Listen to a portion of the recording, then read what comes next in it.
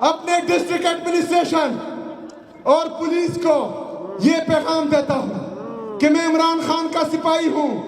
हम हक और सच के साथ खड़े हैं। इलेक्शन अनाउंस होने से लेकर आज तक मेरी तरफ से, मेरी ऑफिस की तरफ से, आपकी तरफ एक कॉल भी नहीं गई। लेकिन मैं वाज़ेह पैगाम देता हूं, अगर 23 नवंबर को कोई भी बदमज़गी हुई, वोटों को तब्दील किया गया, रिजल्ट को तब्दील किया गया, तो मैं अपनी आवाम के सामने वादा करता हूं, अगर रात को कोई मसला आया तो सुबह की रोशनी आप नहीं देखेंगे।